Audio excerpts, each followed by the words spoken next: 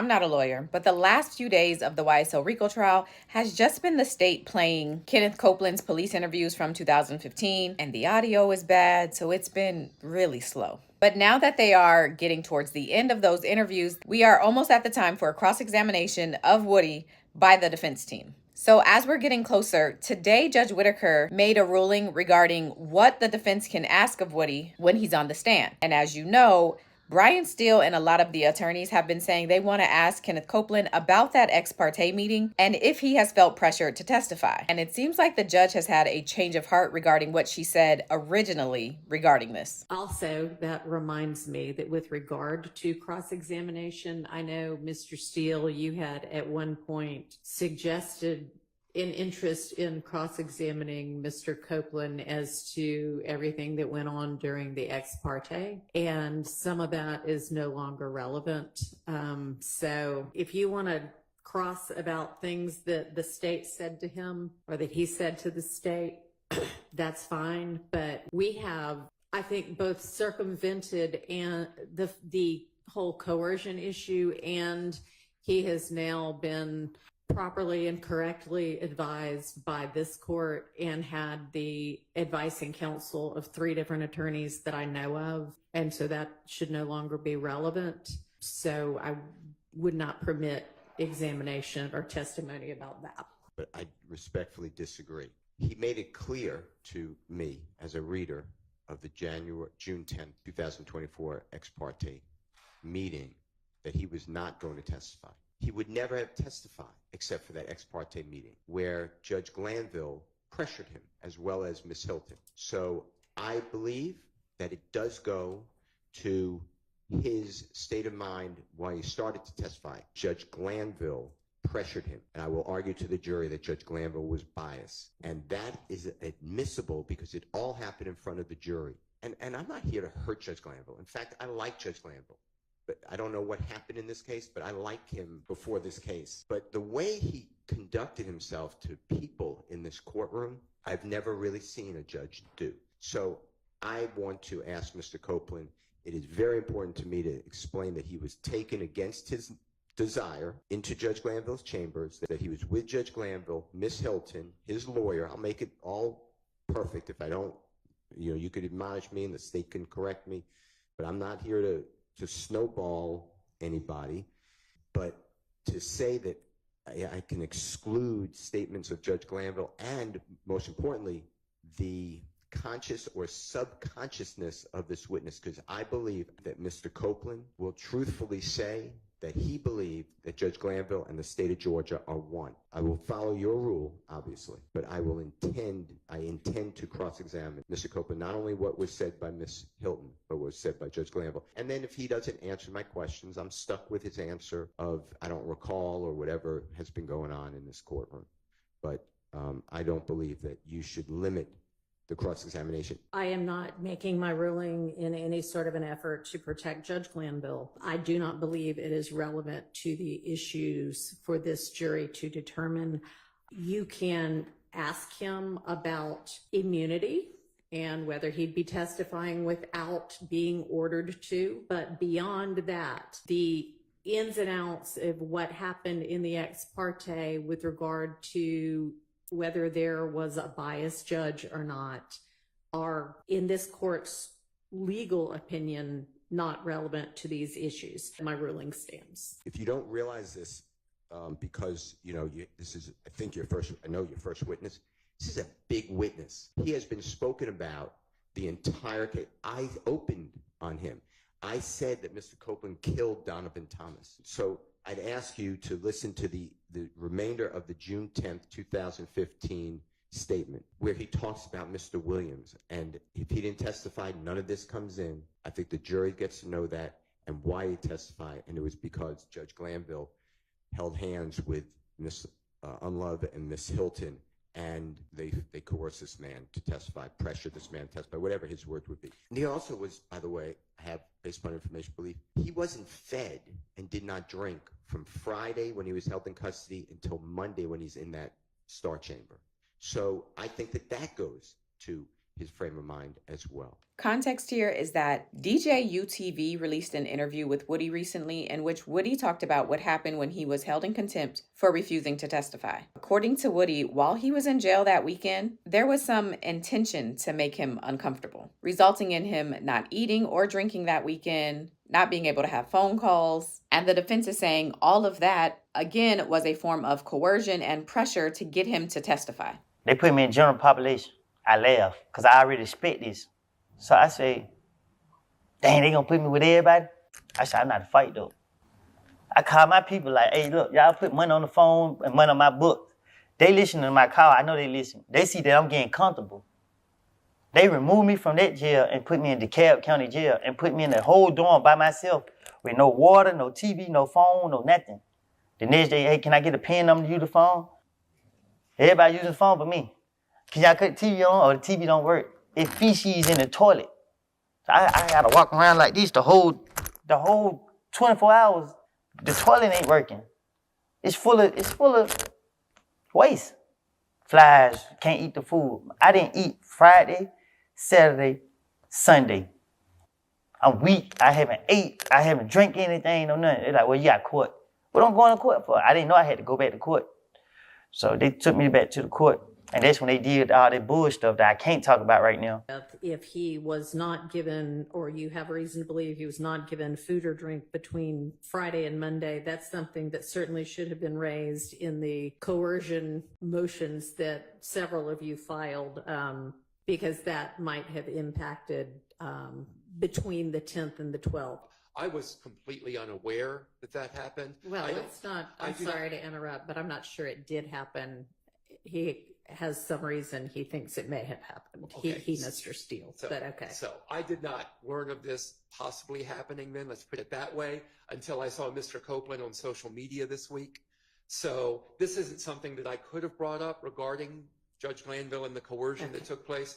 So if we do get further facts of that, I would like to bring that up with the court again, because it sounds like that could have influenced your decision on the coercion. So after that back and forth, Kenneth Copeland was called back to the stand and the police interviews continued. And I want to play just some of the clips from the last interview that they've been playing, because as we've been hearing Kenneth Copeland deny everything that he said in 2015, it felt like a good opportunity to hear what exactly he's denying. So try to listen closely, because these are some of the statements that the state has built their entire case on.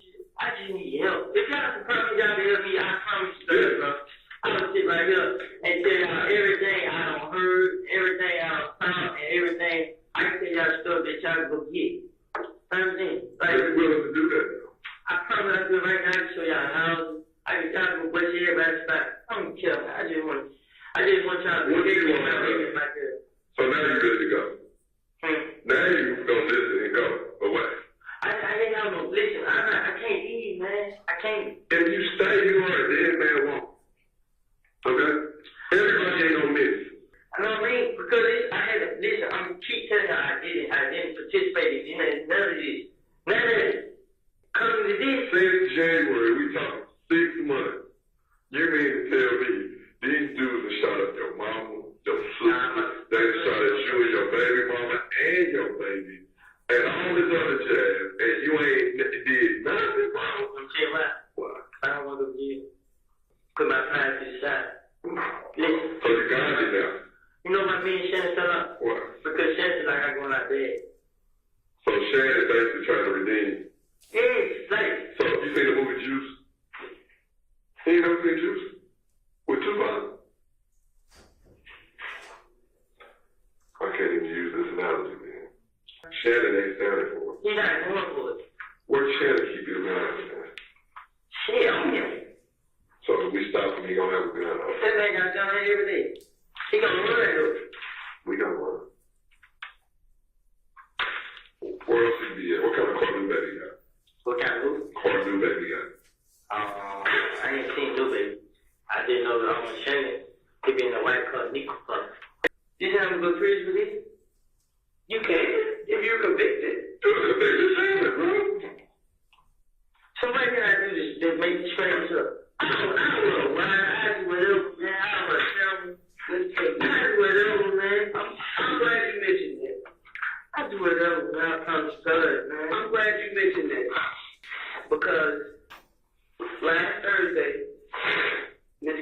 cameras, the U.S. attorney, like the head person for the federal system. And I basically broke down to her everything that we had as far as your case, all the retaliatory shootings, all this, all that, right? She said, you guys have great cases, but we need somebody with direct knowledge that can take down the main culprits. To us, I don't want to say you're not a main target because you are the target for them, but we want top guys that's calling shots. I know you heard the term, we want the big fish. And sometimes to get to the big fish, you got to dangle small fish in front of them for them to come, for the fish to come.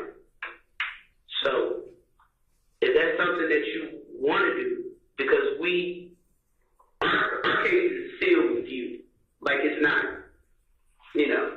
Of course, we would like to, you know, solve some of these retaliatory shootings and all that stuff, but as far as your faith, at this point, you could.